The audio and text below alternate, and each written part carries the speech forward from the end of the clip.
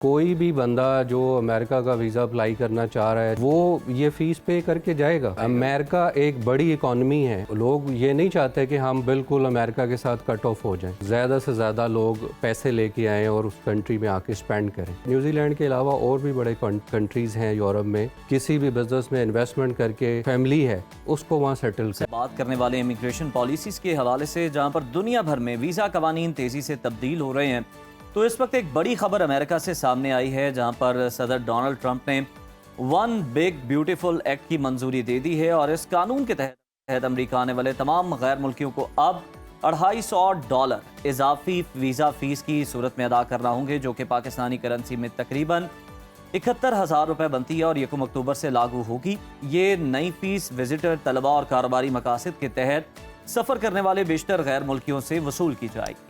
दूसरी जानिब न्यूजीलैंड से एक मस्बत पेशरफ सामने आई है। मुल्की मईशत को फ़रोग देने और गैर मुल्की सरमाकारों को राग़िब करने के लिए न्यूजीलैंड हुकूमत ने वीज़ा कवानीन में नरमी का ऐलान कर दिया है। नई पॉलिसी के तहत सरमाकारी की बुनियाद पर 2 न्यू वीज़ा कैटेगरीज मुतारिफ करवाई गई हैं, जिनमें ग्रोथ कैटेगरी और बैलेंस कैटेगरी है, जिनके ज़रिए न सिर्फ सरमाकारी के मौके बढ़ेंगे बल्कि इमिग्रेशन का अमल भी आसान हो जाएगा।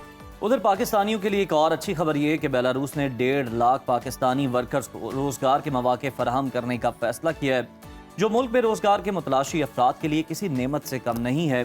मजीद ये कि पाकिस्तान और बांग्लादेश ने भी सिफारती और सरकारी पासपोर्ट रखने वालों के लिए बाहमी वीज़ा फ्री एंट्री का मुआहदा कर लिया, जो दोनों ममालिक के दरमियान सिफारती ताल्लुकात को मजीद मजबूत बनाने में अहम किरदार अदा करेगा। सूरत हाल पर बात कर लेते हैं। स्टूडियोज में हमें ज्वाइन किया है बारूफ वीज़ा कंसल्टेंट है राना इनाम साहब। राना साहब, बहुत शुक्रिया आपकी आमद का। सर, अमरीकी सदर की नई पॉलिसी के तहत गैर मुल्की शहरियों से तो अब $250 इजाफी फीस जो है वसूली जाएगी। ये फीस लगाने का मकसद क्या है, किन अफराद पर लागू होगी? और ममालिक पर तो टैरिफ लग रहा था, लगता है इंडिविजुअल्स को भी नहीं छोड़ा, उनसे भी टैरिफ वसूला जाएगा। जी बिल्कुल। देखें, आपने देखा है जब से सदर ट्रंप आए हैं, वो आए दिन रोज़ कोई नई चीज़ इंट्रोड्यूस करते हैं। उनका मकसद यही है कि किसी तरह भी जो अमेरिकन इकॉनमी है उसको डे बाय डे बेहतर किया जाए, या वो ये शो करने की कोशिश करते हैं कि मैं जो हूँ वो बहुत ज़्यादा प्रो अमेरिकन हूँ और मैं मतलब आए दिन कुछ भी अमेरिका के हक़ में जो भी बेहतर है मैं वो करने जा रहा हूँ। तो वो इस तरह की पॉलिसीज़ ला के अपने कंट्री के लोगों को ये बताना चाह रहे हैं कि मैं सबसे बेहतर हूँ और मुझसे बेहतर कोई नहीं जानता। अक्सर वो अपनी तकरारी में बता चुके हैं कि जी मेरे अलावा जितना मैं सोचता हूँ अमेरिका के बारे में शायद कोई सोचता हूँ, और मेरी जो सोच है वो जो प्रीवियस जो उनके प्रेसिडेंट रहे हैं उनसे बहुत डिफरेंट है। बिल्कुल। अच्छा राना साहब, ये बताइए कि इस तरह की पॉलिसी या इसी पॉलिसी को अगर हम प्रिसाइजली मजीद डिस्कस करें तो तलबा पर और कारोबारी हजरात पर जो अप्लाई करते हैं, जो विजिट करना चाहते हैं, उन पर क्या असरात मुरतब होंगे? देखें, जो भी लोग वीज़ा अप्लाई करेंगे वो अब $250 है या $300 है या इससे भी डबल है, लोग पे करेंगे। ठीक है, कोई भी बंदा जो अमेरिका का वीज़ा अप्लाई करना चाह रहा है, चाहे वो स्टूडेंट है, चाहे वो बिजनेसमैन है या इमिग्रेंट है, वो ये फ़ीस पे करके जाएगा। ठीक है, फ़र्क कोई नहीं पड़ेगा, मेरा जो अपना ज़ाती राय है। अब जो आप टैरिफ की बात कर रहे हैं, जिन मुल्कों के साथ वो टैरिफ में आ रहे हैं और वो ओबियसली वो टैरिफ पे करेंगे, पे करना पड़ेगा। अमेरिका एक बड़ी इकॉनमी है। लोग ये नहीं चाहते कि हम बिल्कुल अमेरिका के साथ कट ऑफ हो जाएं। इसी तरह जो स्टूडेंट हैं या जो भी वीज़ा अप्लाई करना चाहता है, उनकी ये ख्वाहिश होती है कि किसी तरह भी अमेरिका का वीज़ा मिल जाए। उनके जहन में ये ज़रूर है कि लैंड ऑफ अपॉर्चुनिटी है। ठीक है, और इसमें कोई शक भी नहीं है। अमेरिका लैंड ऑफ अपॉर्चुनिटी है। जिसको भी वहाँ मौका मिला, जिसने थोड़ा वहाँ स्टे किया और लीगल वे में किया, वो आज कामयाब है। हम देखते हैं। आप कह रहे हैं, यानी कि कोई इससे खास फर्क पड़ने वाला नहीं है। चले, अमेरिका की जानिब से तो थोड़ी सख्ती की गई, न्यूजीलैंड ने अपनी वीज़ा पॉलिसी थोड़ी नरम की है, उसको डिस्कस कर लेते हैं। इस नई वीज़ा पॉलिसी में ग्रोथ और बैलेंस्ड वीज़ा की जो कैटेगरीज हैं, इनको मुतारिफ करवाया गया है, शामिल किया गया है। ये कैटेगरीज क्या हैं और पाकिस्तानी जो इन्वेस्टर्स हैं इन सहूलियात से किस तरह से फ़ायदा उठा सकते हैं? अच्छा, आफ्टर कोविड हमने देखा है कि हर कंट्री ने ये कोशिश की है कि जो उनके कोविड के दौरान उनकी इकॉनमी को मसला आया और जो उनको डैमेजेस पड़े हैं, वो कोशिश कर रहे हैं कि मुख्तलिफ़ कंट्री से इन्वेस्टमेंट आए और ज़्यादा से ज़्यादा लोग पैसे लेके आएँ और उस कंट्री में आके स्पेंड करें। ये न्यूजीलैंड के अलावा और भी बड़े कंट्रीज़ हैं यूरोप में जो पहले अपनी इमिग्रेशन पॉलिसी को बड़ा टाइट करके बैठे हुए थे और आजकल वो आहिस्ता आहिस्ता उसको ओपन कर रहे हैं। उसकी मेन वजह यही है कि ये जंगों की वजह से और कोविड की वजह से इकॉनमी लोग हर कंट्री की थोड़ी सी डाउन हुई है। तो उसमें ये होता है कि दूसरे कंट्री से लोग आएँ, इन्वेस्टमेंट करें या विज़िट करने के लिए आ रहे हैं। एटलीस्ट एक बंदा को 3-4 हज़ार डॉलर या 3-4 हज़ार पाउंड स्पेंड करके जाता है उस कंट्री में। तो उससे ये होता है कि वहाँ के जो लोग हैं या उस कंट्री में जो रहने वाले हैं उनके यहाँ जो भी बिजनेसेस हैं वो ग्रो करते हैं। ठीक है, वो एक अच्छा अर्निंग कर सकते हैं टूरिस्ट से, टूरिस्ट की शक्ल में, या अगर जो इन्वेस्टर जाता है वो प्रॉपर्टी बाय करता है या कोई घर वर बाय करता है। और इमिग्रेंट्स की ये कोशिश होती है कि वो वहाँ जाके मुस्तकिल रहे और किसी भी बिज़नेस में इन्वेस्टमेंट करके अपने जो फैमिली है उसको वहाँ सेटल कर। जी बिल्कुल ठीक। अच्छा, अगर राना साहब हम बेलारूस का मवाजना करें तो उन्होंने भी अपनी पॉलिसी चेंज की है और उनकी जानिब से 1.5 लाख पाकिस्तानी वर्कर्स को बुलाया जा रहा है वीज़ा देके। तो किन किन शोबों में ये लोगों के लिए आसानी होगी वीज़ा अप्लाई करना? जी नजफ़, ये बड़ी अच्छी ख़बर है पाकिस्तानियों के लिए। और उन्होंने जो बेलारूस के प्रेसिडेंट थे, जो मैं उसको सुन रहा था और देख रहा था, उन्होंने ये वर्ड्स कहे थे कि गिफ्ट फॉर पाकिस्तान। ठीक है, तो ये 1.5 लाख अच्छी खासी एक मतलब तादाद है। 1.5 लाख पाकिस्तानी एकदम से उस कंट्री में जाएंगे और कितने ख़ानदान, हाँ, कितने ख़ानदानों का फ़ायदा होगा। अच्छा, इसमें हाईली स्किल्ड लोग भी हैं और स्किल्ड लोग भी हैं।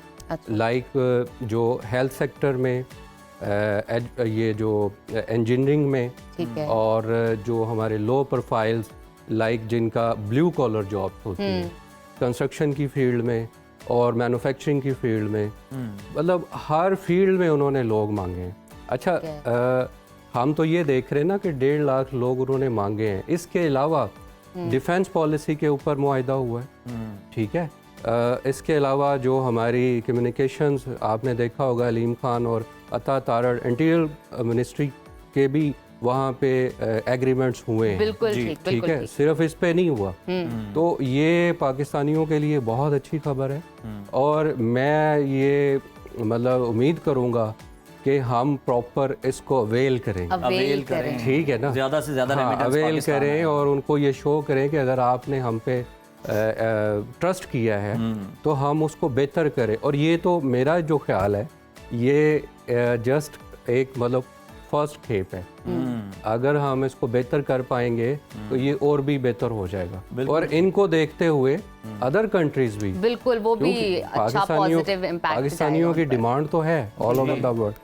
ठीक है, तो राना साहब, दूसरी तरफ पाकिस्तान और बांग्लादेश की हम बात करें तो इनके दरमियान भी जो सिफारती और सरकारी पासपोर्ट पर वीज़ा फ्री एंट्री का माहिदा है, ये भी बड़ा इंपॉर्टेंट तस्वुर किया जा रहा है। आप किस तरह से इसको समझते हैं कि ये अहम है और दोनों मुल्कों के अवाम जो हैं इस माहिदे से कैसे फ़ायदा उठा सकते हैं? क्योंकि कुछ अर्सा पहले आपको याद होगा कि हम देखते थे कि यहाँ से इंडस्ट्री जो थी वो बांग्लादेश शिफ्ट हो रही थी, ख़ासतौर पर टेक्सटाइल की।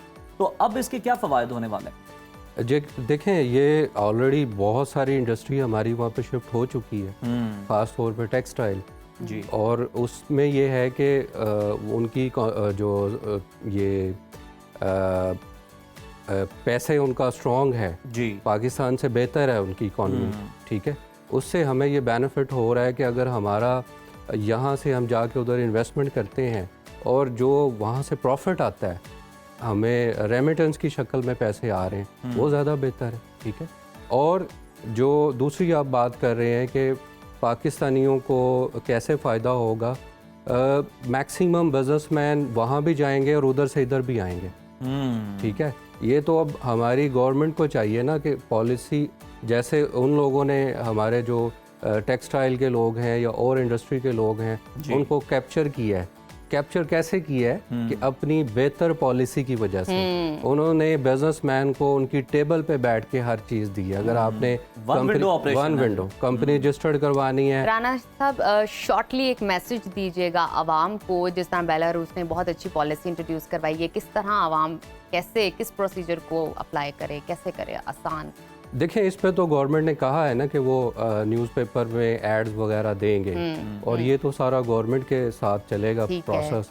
न्यूज़पेपर में जब ऐड आएगा तो जो स्किल्ड लोग हैं वो उसमें अप्लाई करेंगे और उसके साथ उनके फिर फाइनली इंटरव्यूज होंगे और फिर ये लोग जाएंगे। वो तो एक प्रॉपर गवर्नमेंट के तहत सारा प्रोसेस होगा और गवर्नमेंट ही गाइड करेगी। जी बिल्कुल, ये तो गवर्नमेंट टू गवर्नमेंट कॉन्ट्रैक्ट है ना। ये कोई मतलब आम किसी प्राइवेट कंपनीज में नहीं। हाँ, ये हो सकता है कि गवर्नमेंट आगे जो ये हमारी रिक्रूटमेंट कंपनीज होती हैं उनको कह दे कि जी आप एक या 2 या 3 रिक्रूटमेंट कंपनीज आगे इसको प्रोसेस करें। लेकिन मुझे जो मैंने न्यूज़ में देखा है, अखबारात में देखा है, तो वो यही कह रहे हैं कि गवर्नमेंट इसको अनाउंस करेगी, इसके अखबारात में ऐड आएंगे और आप अप्लाई करेंगे। तो ये अच्छी बात है। राना साहब, ये तो वो खबरें जो कि हमारे सामने आ चुकी हैं और यकीनन पाकिस्तानियों के लिए बड़ी अच्छी हैं। कुछ और ममालिक के हवाले से भी बताइएगा, क्योंकि आप बड़े बाखबर हैं, इन तमाम मामलों पर आपकी नज़र रहती है, एक्सपर्टी है आपकी। तो कहाँ पर जो हैं वो और ज़्यादा पॉलिसीज़ जो हैं वो पाकिस्तान के लिए नरम होने जा रही हैं या पाकिस्तानी उससे फ़ायदा उठाने वाले और आइंदा आने वाले दिनों में ऑफिशियली अनाउंस भी हो सकती हैं?